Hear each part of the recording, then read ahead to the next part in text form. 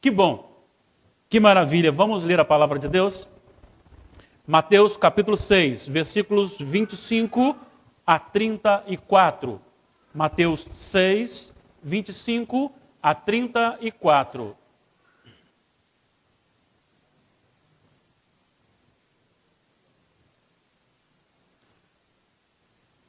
A edição que estamos utilizando sugere o título: A Ansiosa Solicitude pela Vida. Assim está escrito: Por isso vos digo, não andeis ansiosos pela vossa vida, quanto ao que haveis de comer ou beber, nem pelo vosso corpo, quanto ao que haveis de vestir. Não é a vida mais do que o alimento e o corpo mais do que a veste? Observai as aves do céu, não semeiam, não colhem, nem ajuntam em celeiros. Contudo, vosso Pai Celeste as sustenta. Porventura não valeis vós muito mais do que as aves? Qual de vós, por ansioso que esteja, pode acrescentar um côvado ao curso da sua vida? E por que andais ansiosos quanto ao vestuário? Considerai como crescem os lírios do campo. Eles não trabalham nem fiam. Eu, contudo, vos afirmo que nem Salomão, em toda a sua glória, se vestiu como qualquer deles. Ora, se Deus veste assim a erva do campo, que hoje existe e amanhã é lançada no forno, quanto mais a vós outros, homens de pequena fé. Portanto, não vos inquieteis, dizendo: que comeremos? Que beberemos? Ou com que nos vestiremos? Porque os gentios é que procuram todas estas coisas, pois vosso Pai Celeste sabe que necessitais de todas elas. Buscai, pois, em primeiro lugar o seu reino e a sua justiça, e todas estas coisas vos serão acrescentadas. Portanto, não vos inquieteis com o dia de amanhã, pois o amanhã trará os seus cuidados. Basta ao dia o seu próprio mal. Vamos orar, feche seus olhos. Senhor Deus e Pai, mais uma vez nos dirigimos ao Senhor na total dependência, ó Pai, para que saibamos e entendamos a Tua vontade para a nossa vida. Ó Pai amado, queremos que nossa limitação seja superada pela iluminação do Teu Santo Espírito. Queremos, ó Pai, que a nossa pequenez seja substituída pela edificação daquele que é santo e conhece a mente do Senhor, que é o Senhor Espírito Santo. E nós queremos, ó Deus, que este momento seja um momento de grande edificação e de desafio para a nossa vida, em nome de Jesus. Amém. Amados irmãos, quando nós paramos para meditar na palavra de Deus, normalmente nós sentimos aquele frio na barriga, porque expor a palavra de Deus é uma responsabilidade muito grande. Por isso, a gente até questiona a questão de cânticos, que às vezes pegam textos bíblicos isolados. Porque é muito sério quando você para entender a palavra de Deus com uma mente como nós temos. E se não for a graça de Deus, o Espírito Santo agindo na nossa vida, nós apenas falaremos aquilo que nós queremos que os outros ouçam, e não aquilo que Deus quer realmente falar. E hoje eu quero trabalhar um pouquinho esse texto lido de Mateus capítulo 6, 24 a 34, e o desejo do meu coração é que o Espírito Santo aplique isso de maneira muito plena na nossa vida, nos desafiando para uma nova vida, uma nova disposição, uma nova visão, o determinante para todas as nossas ações. Quando nós vamos para o texto, nós encontramos a primeira expressão de Jesus, porque ele está assentado no Monte das Oliveiras, ele está ensinando os seus discípulos, mais uma multidão que chega, pessoas que chegam para ouvir, e ele agora começa a falar para este povo, mais diretamente aos discípulos, e hoje fala ao nosso coração, mas Jesus inicia este texto lido, selecionado, com a seguinte expressão: por isso vos digo. Outras edições diz, portanto, eu vos falo. Por isso que, qual a razão dessa expressão? Isso significa que ele está concluindo uma ideia. Isso significa que ele veio falando anteriormente sobre um princípio e agora ele vai fazer uma aplicação daquilo na vida do povo. E é fácil de entender quando você volta nos primeiros versículos do capítulo 6. Por favor, volte aí neste capítulo. Você encontra no versículo 1 a Jesus levando o povo a não ter em si mesmo, não buscar em si mesmo a sua própria justiça, mas lançar tudo isso na graça de Deus, na mão poderosa de Deus, naquilo que é do Senhor. E ele vai dizer então, guardai-vos de exercer a vossa justiça diante dos homens, com o fim de serem vistos. E ele vai dizer que, na verdade, quem tem que observar a sua vida é o Senhor. Então o princípio é, você não vive para os outros, você vive para Deus. Ele já começa este bloco, neste capítulo aqui, dizendo que a nossa vida é para o Senhor. A nossa vida é para Deus e não para os homens. Nos versículos 2 a 4, você tem aqui uma instrução sobre a questão da contribuição, sobre servir, sobre contribuir com alguém, sobre dar esmolas. Ele vai dizer assim, não faça para ser visto pelos homens. Pelo contrário, se possível for, esconda as suas boas ações para que o vosso Deus, vendo isso, lhe recompense. Quem vai recompensar é o Senhor. Eu não faço para mostrar que sou crente, mas eu faço para a glória de Deus, em obediência ao Senhor. E é da mesma forma, vem a questão da oração, em que você não precisa usar os seus meios para obter as bênçãos.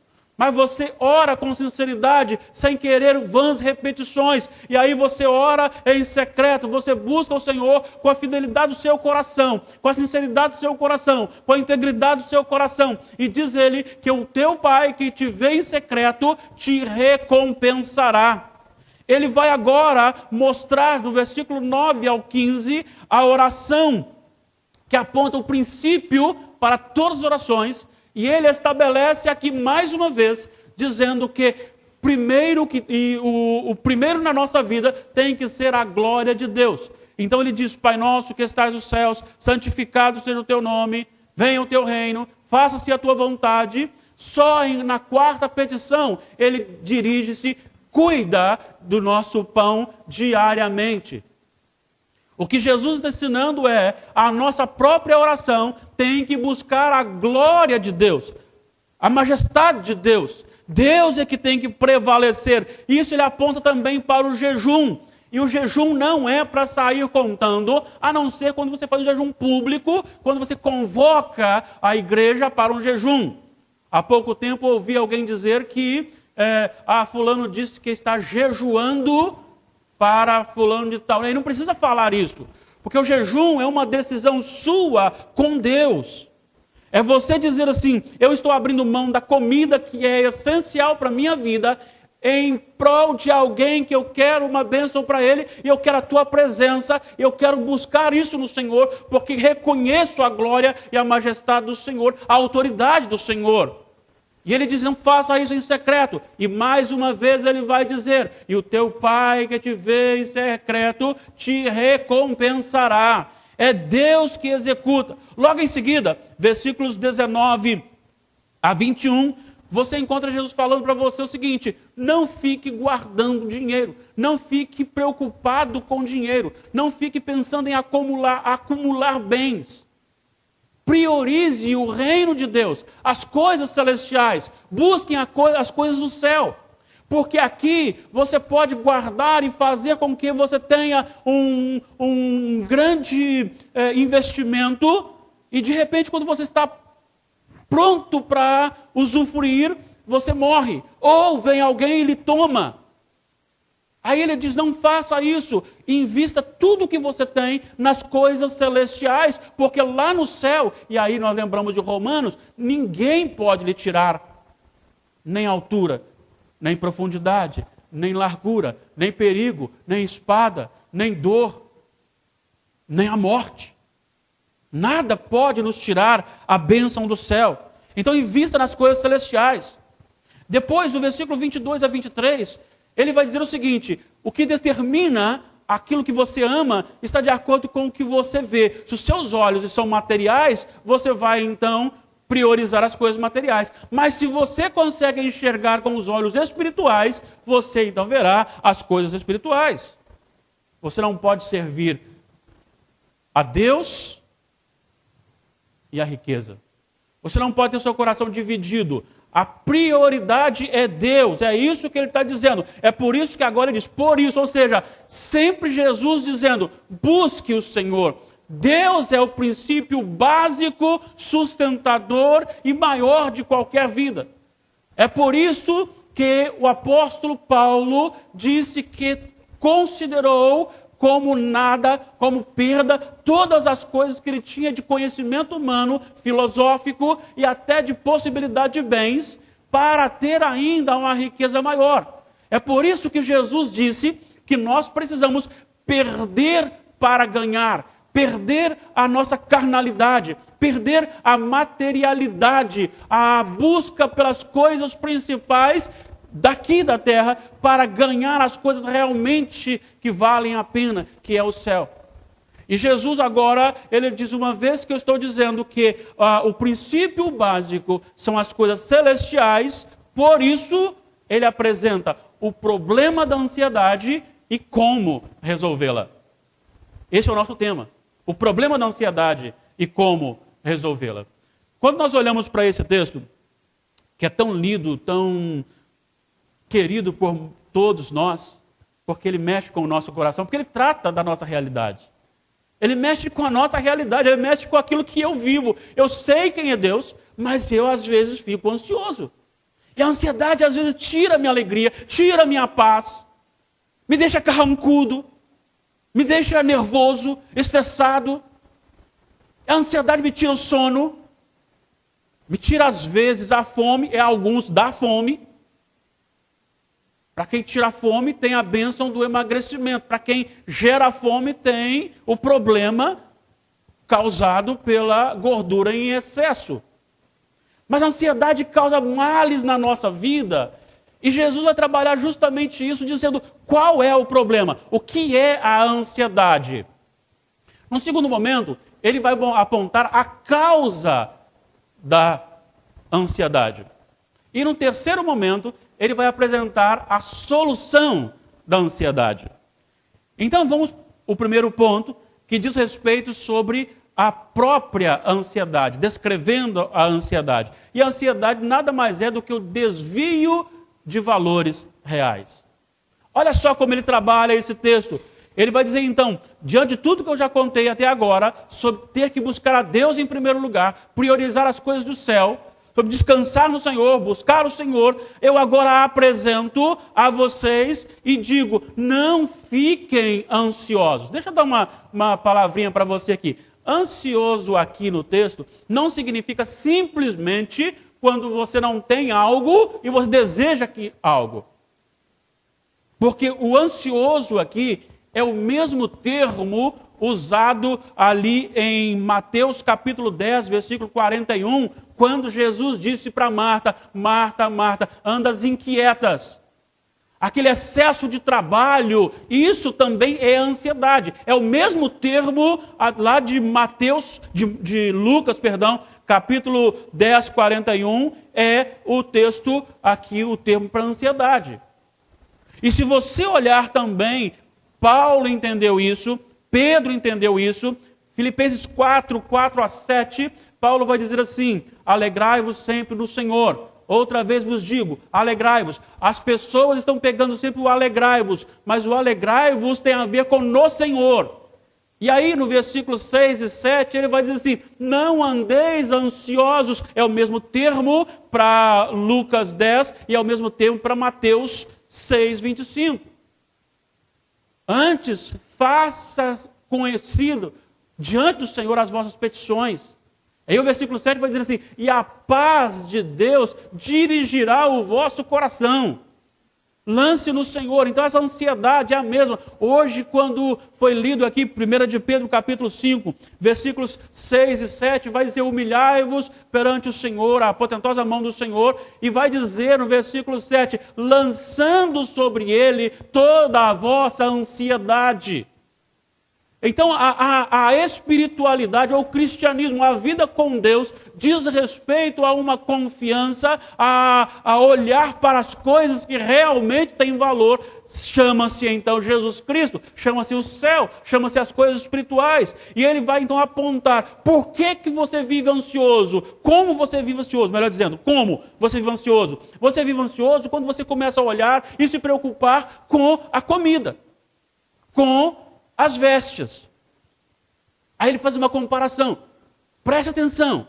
Você está preocupado com a comida e com as vestes. Eu sustento o corpo e a vida. O corpo e a vida são mais do que a comida e as vestes. Jesus começa do maior para o menor. E nós lançamos então a nossa confiança, a nossa preocupação nas coisas menores, de menos valor. E Jesus nos chama a atenção que isto é ansiedade. É você fazer uma coisa e confiar numa coisa que você pode mexer. Mas aquilo que você não pode mexer é sustentado pelo Senhor. E se o Senhor lhe dá o corpo, se o Senhor lhe sustenta a vida, então Ele pode sim lhe dar a veste e lhe dar o alimento.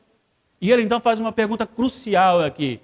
Ele diz, quem, por mais ansioso que esteja, pode acrescentar um pouquinho mais na sua vida? A resposta não precisa ser dada. Ela já está incluída na pergunta. A resposta é, ninguém. Por mais ansioso que eu esteja, eu não posso mudar as circunstâncias. Se eu vou fazer um exame e vou muito ansioso para aquele exame, a minha ansiedade não vai mudar o resultado daquele exame. Se eu vou fazer um teste, a ansiedade ela pode até atrapalhar o teste, mas o que tem de acontecer, vai acontecer. Não resolve eu ficar ansioso. É isso que Jesus está dizendo. Ele vai dizer assim, olha o lírio do campo. Vocês valem mais do que os lírios do campo. E Deus veste de maravilhosa aparência os lírios do campo. Nem Salomão, com toda sua glória, conseguiu se vestir como o lírio. E o lírio é algo que hoje está florido e amanhã seca e aí alguém colhe e lança no forno. E você é sustentado, não só sustentado, mas planejado por Deus. Você nasceu porque Deus ordenou, Deus sustenta a sua vida, e Ele então não lhe sustentará com o mínimo que é a veste e a alimentação? Isso é a ansiedade, e é isso que Jesus está combatendo aqui neste momento. E está dizendo, não fiquem olhando para as coisas secundárias, não fiquem se agarrando nas coisas que vocês podem manipular, porque você pode até angariar muito, mas quem sustenta a vida é Deus. E é maravilhoso como Deus faz. Eu fico encantado quando eu olho uma família que tem muitos filhos. E aquele homem e aquela mulher, às vezes a mulher nem trabalha fora porque não tem tempo. E ele não ganha lá grande coisa. E os filhos são todos saudáveis. Ninguém morre de fome. Ninguém morre de frio. Ninguém morre fora da hora. Porque Deus sustenta. Deus sustenta. Só que o homem tem invertido a situação. O homem acha que ele sim sabe governar. E aí essa ansiedade do homem tem feito com que ele lance em si mesmo a sua confiança. Aí ele diz, vou ter só 1 ou 2, porque eu preciso dar um estudo melhor. Eu preciso comprar um apartamento melhor. Eu preciso apresentar o meu filho como alguém de destaque na sociedade. Esquece que os nossos filhos são do Senhor e para o Senhor. Desvio dos valores, olhar para a coisa que é inferior e, de certa forma, supervalorizar essas coisas, nos preocupando com elas, enquanto realmente, quem sustenta a vida e o corpo é o Senhor. Então, volte e olhe para o Senhor. Esse é o problema. Esse é o problema da ansiedade. A segunda lição que ele apresenta aqui é a causa deste problema. E se você olhar, ele vai destacar aqui no versículo 18, ou melhor, perdão, versículo 30, dizendo no finalzinho assim: homens de pequena fé. Homens de pequena fé. Aí está a causa da ansiedade.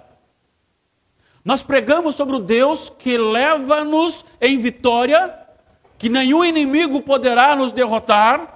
Nós pregamos sobre o Deus que é capaz de chamar as estrelas, cada uma pelo nome, e nenhuma delas foge ao controle de Deus. Nós pregamos um Deus que é capaz de ressuscitar. Nós pregamos sobre um Deus que domina sobre todas as coisas, que se assenta sobre a redondeza da terra. Nós pregamos sobre um Deus que é capaz de pegar a água na concha de sua mão. Nós pregamos sobre um Deus que mede os céus a palmo. Nós pregamos um Deus que considera todas as nações como menos do que nada. Mas, na verdade, nós cremos muito mais na nossa própria capacidade de fazer do que lançamos no Senhor a nossa dependência. Isso aqui não quer dizer que Jesus está falando que você não deva trabalhar. Pelo contrário, a Bíblia ordena trabalhar, ordena o planejamento. Salomão diz, vai ter com a formiga, o preguiçoso. Jesus fala assim, antes de você construir alguma coisa, se assenta, planeja, para que você não passe vergonha depois. O planejamento faz parte. O que Jesus está dizendo aqui é, não lance nas coisas a prioridade da sua vida. Não fique preocupado, eu tenho que trabalhar, senão eu não vou conseguir viver, senão eu vou morrer de fome. Pare com isso. Você não tem fé. Isso caracteriza a falta de fé. Fé é crer naquilo que você não pode ver e esperar aquilo que você ainda não recebeu. É crer no incrível e esperar o inesperado. Isso é fé. Fé significa que você olha para o Senhor e você aguarda do Senhor. Fé significa que você não sabe o que vai acontecer, mas você sabe que vai acontecer. Fé é quando você sabe que, independentemente do que aconteça, independentemente do que o nosso governo faça, a nossa autoridade, seja então no âmbito nacional, estadual ou municipal, não interessa o que aconteça, eu serei sustentado, guardado e dirigido pelo Senhor. Vamos crer no Senhor. Vamos parar de dar aquele jeitinho que nós gostamos de dar e aprendemos com Sara e Abraão. Vamos parar com esse jeitinho de tentar resolver as coisas que cabem a Deus. Vamos fazer aquilo que nos é cabível, aquilo que nos é cobrado, aquilo que nos é exigido. Vamos levantar de manhã, agradecer, louvar, bendizer o nome do Senhor pela noite maravilhosa e vamos sair para o trabalho, mas vamos trabalhar segundo a nossa força, sabendo que o Senhor, Ele nos dará. Não se importa, não peça a Deus para encher a sua dispensa, mas peça a Deus para lhe dar o pão de cada dia, dia após dia, Deus nos sustenta. A oração de Jesus, ela vai contra a teologia da prosperidade, porque depois de ele falar tudo sobre o Pai e dizer, santificado seja o teu nome, venha o teu reino, faça-se a tua vontade, ele diz o pão nosso de cada dia. Ele está preocupado em encher, em guardar. É isso que Deus ordenou para o povo de Israel, está lembrado com o maná? Ninguém deve colher a mais para guardar para o outro dia. E quando alguém colheu, bichou, estragou. Por quê? Porque Deus tem o controle da vida, Deus tem o controle das coisas. Deus pode repreender a praga, Deus pode repreender o governo corrupto, Deus pode repreender a sua empresa, Deus pode repreender você e Deus pode lhe dar sim vitória quando você lança nele. Ele cuidará de você, Ele não deixará que você pereça se você confia nele. O salmista diz, fui moço e já sou velho, não vi ninguém ainda morrer de fome. Não vi ainda nenhum justo mendigando. Porque Deus cuida É Ele que cuida. Lance no Senhor, creia no Senhor. Ah, sim, você não pode viver aquela teologia furada dessas manifestações que estão por aí. Por outro lado também, você não foi salvo para viver na depressão.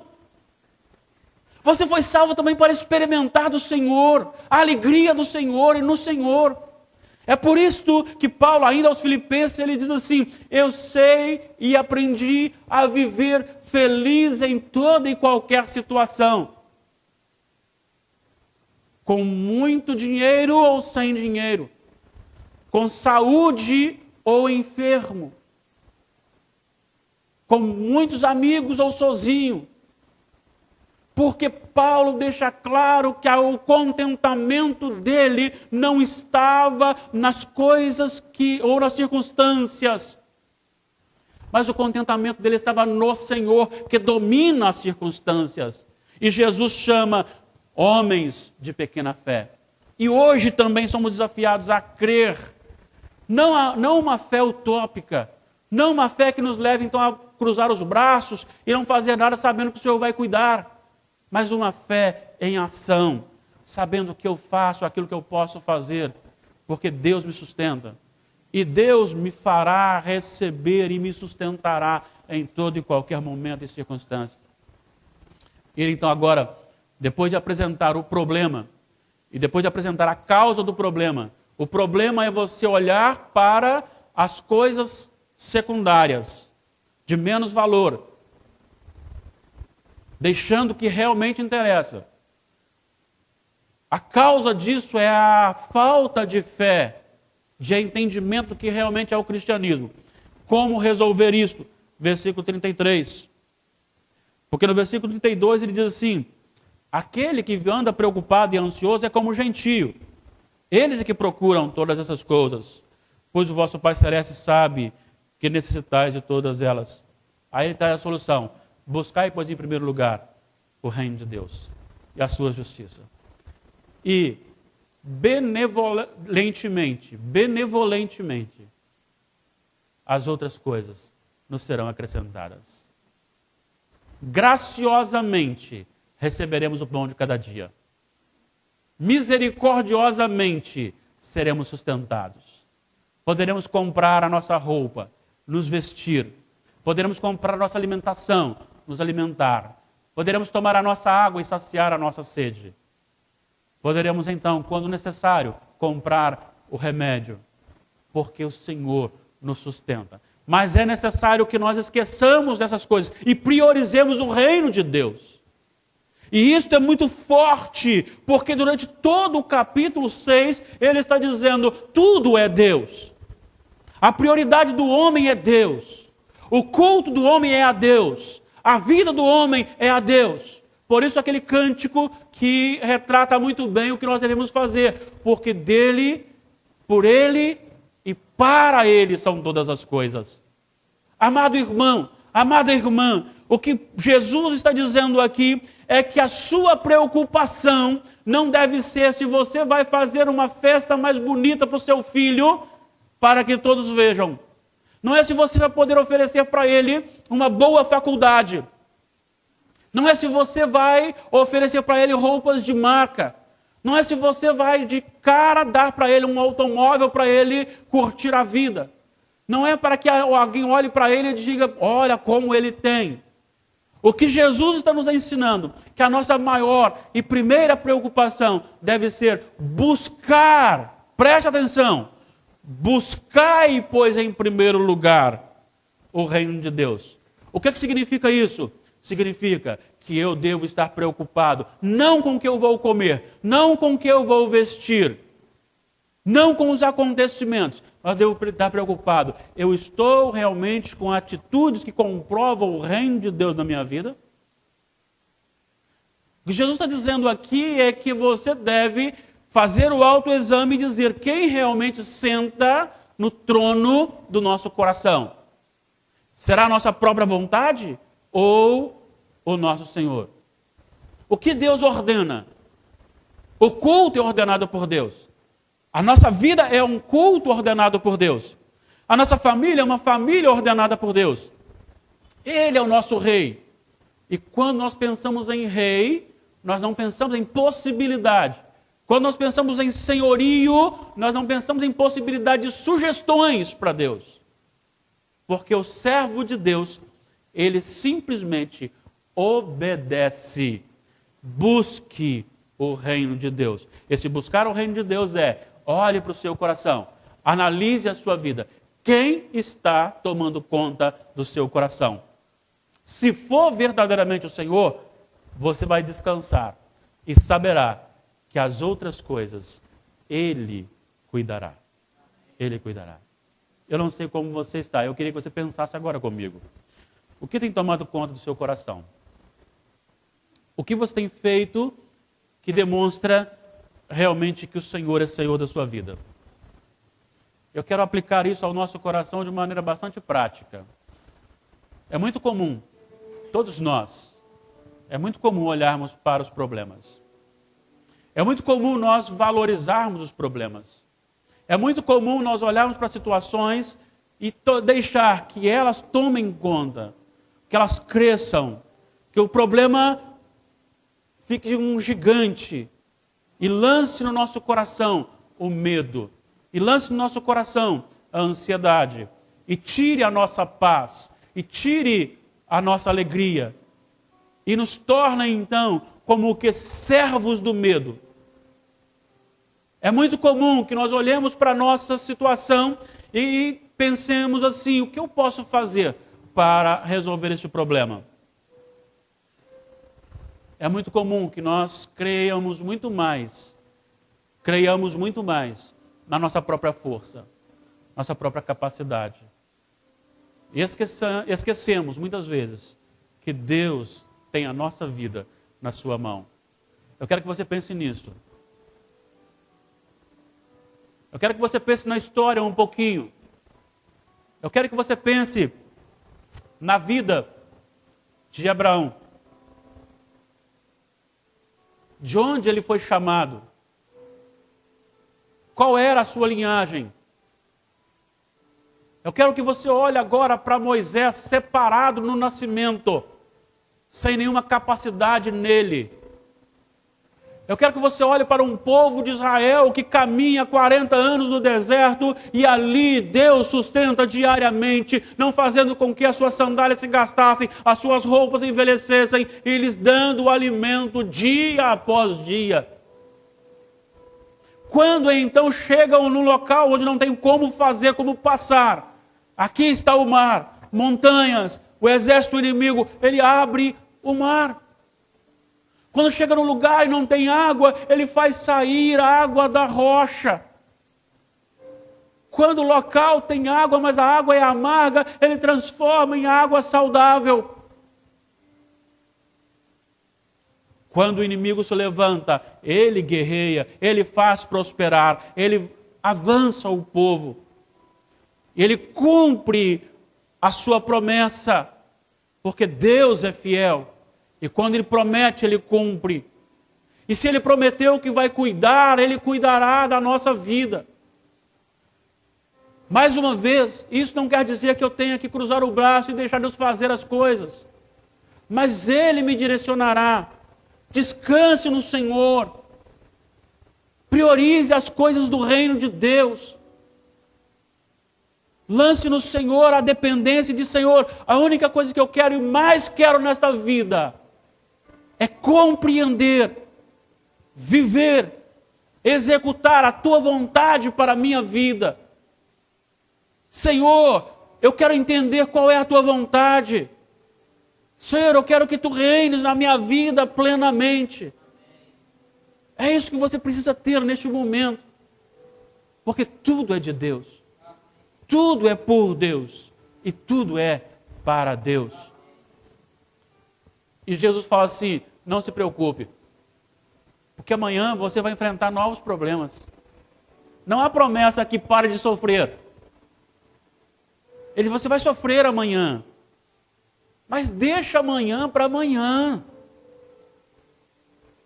Deixa amanhã para o momento certo. Não sofra agora, sofra amanhã. Mas sofra na dependência do Senhor. e viva na dependência do Senhor para a glória do Senhor. Nós temos um problema, a ansiedade. A gente olha para as coisas que nós mesmos podemos fazer, as coisas secundárias, as coisas limitadas, e esquecemos que a coisa maior, que é a nossa vida, que é o nosso corpo, vem do Senhor. Este é o nosso problema, é errar o alvo. A causa disso é justamente porque nós não cremos em Deus como devemos crer. Nós cremos muito mais na nossa própria força. Somos homens, mulheres de pequena fé. Como resolver isso? Busque o reino de Deus. Buscar é ação, é decisão. Não é algo que vai acontecer na sua vida se você também não buscar. É do Senhor, vem do Senhor. Sim, é graça, é misericórdia, mas você tem que buscar. Você tem que buscar no estudo da palavra, você tem que buscar na vida de oração, você tem que buscar na congregação, você tem que buscar na mortificação da sua carne. É isso que Deus quer para a nossa vida. E aí, lançando no Senhor toda a nossa ansiedade, com muita humildade, nos quedando aos pés do Mestre e fazendo conhecida a nossa limitação ao Senhor pela súplica e oração. A promessa dele é que a paz, ela estará como guarda de prontidão no nosso coração para nos sustentar diante das maiores e mais terríveis tribulações. Até o dia em que fomos chamados. Até o dia em que formos inicialmente derrotados pela morte, aparentemente, para que em pouco tempo sejamos então vitoriosos sobre a morte ao ressuscitarmos.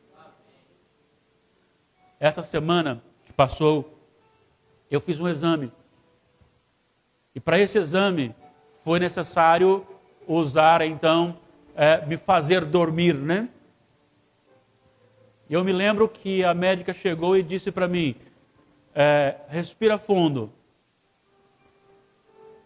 Quando eu acordei, eu já estava num outro local, sentado numa outra cadeira. Não vi, foi no estalo. Será assim também.